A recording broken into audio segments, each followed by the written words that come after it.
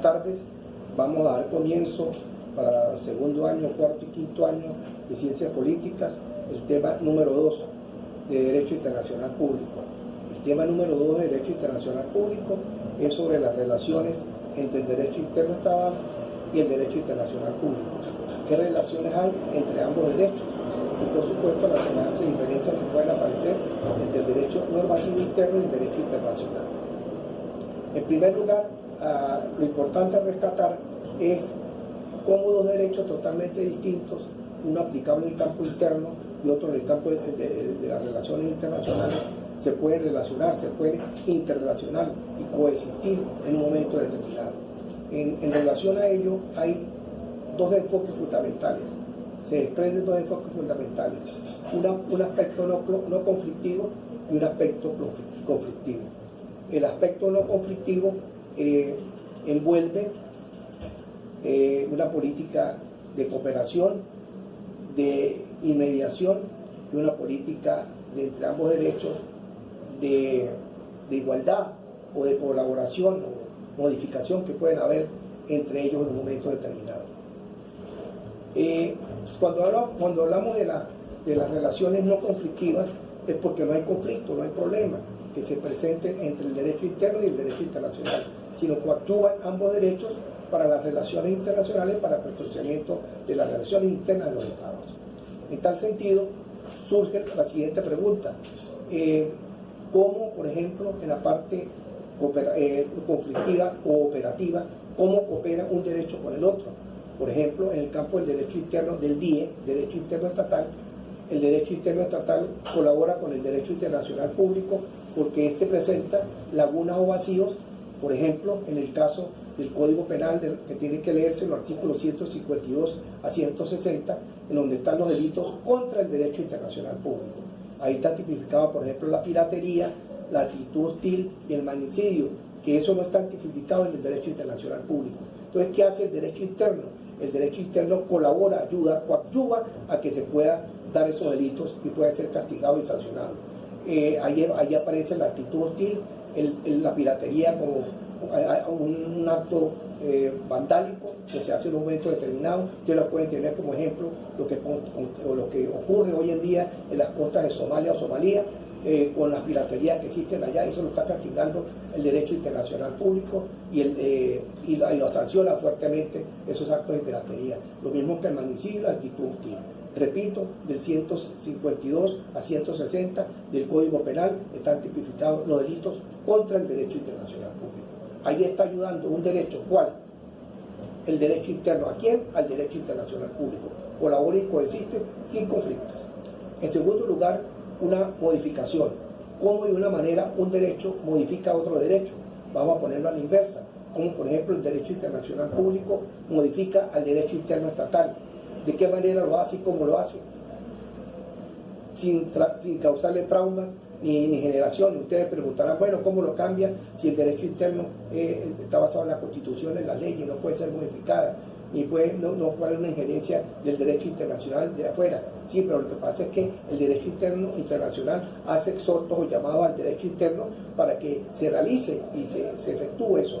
Por ejemplo, en normas sobre derechos humanos, sobre la política del cambio climático, en normas sobre las relaciones contractuales a través de la Organización Internacional del Trabajo, que surja una norma que haya que modificar desde el punto de vista del derecho internacional, que haya que modificar en el derecho interno. Entonces, esa norma internacional llega al derecho interno, el derecho interno la toma, no es una obligación, la toma, es como un llamado, un exhorto, la toma y la introduce en su derecho interno, modificando el derecho interno estatal con la ayuda del derecho internacional. Y en tercer lugar está la igualdad.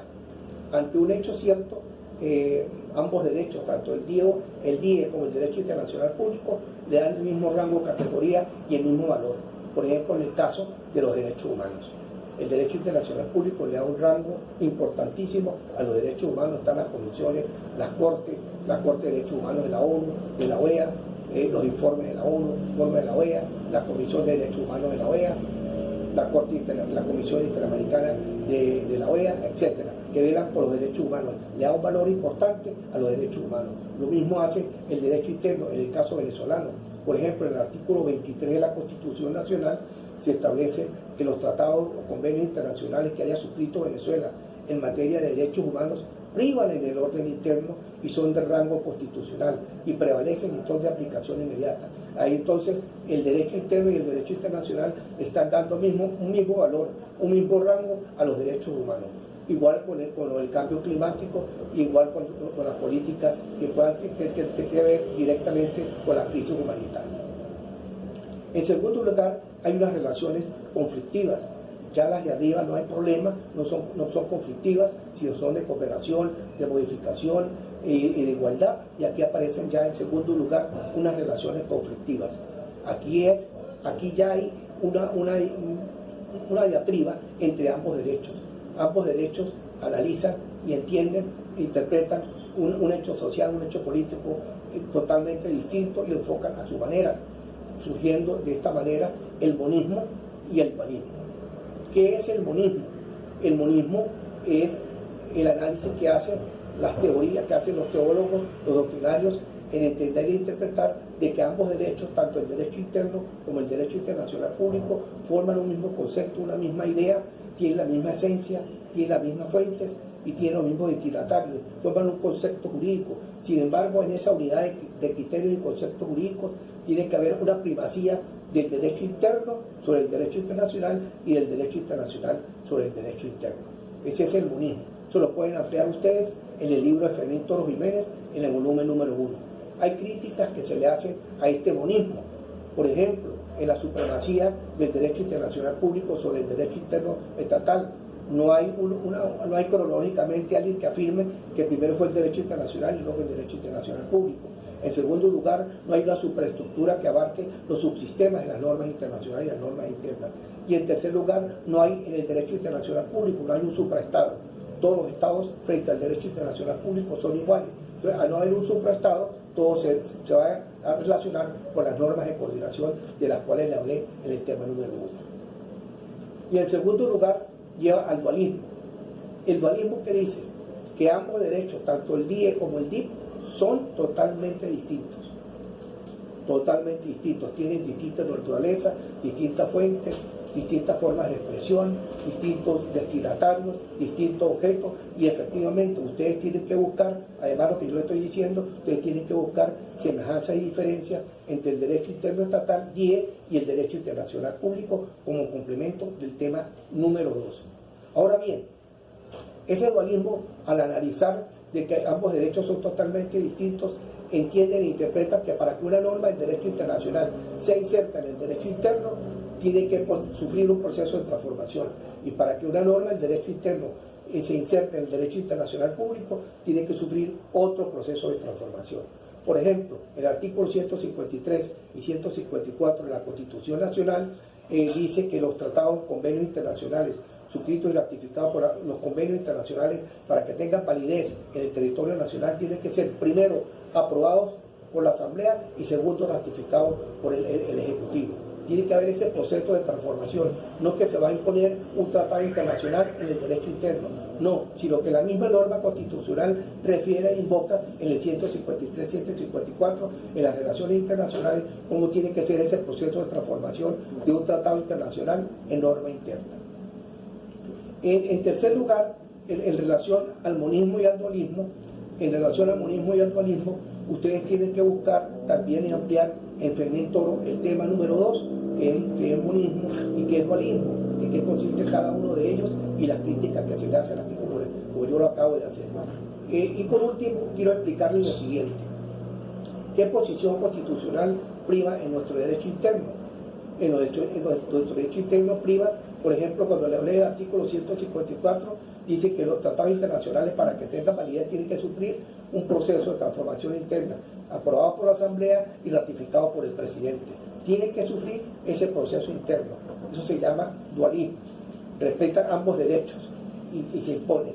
Y el artículo 23 de la Constitución Nacional, cuando ya referido, nos habla del monismo, porque dice que los convenios o tratados internacionales en materia de derechos humanos tienen rango constitucional y privan en el orden interno.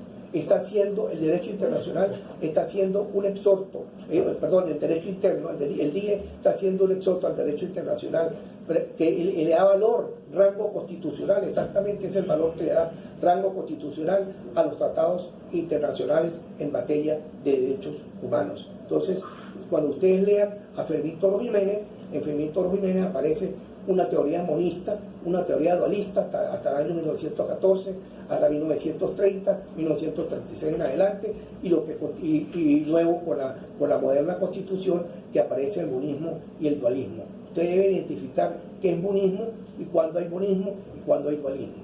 Esas son las conclusiones generales que yo podría darle los aspectos más fundamentales del tema número 2. ¿Qué incluye el tema número 2? Relaciones entre el DIE y el DIMO. Esas relaciones son relaciones de cooperación, de modificación y de igualdad, no conflictivas, y conflictivas que lleva al monismo y que lleva al dualismo, con las características propias.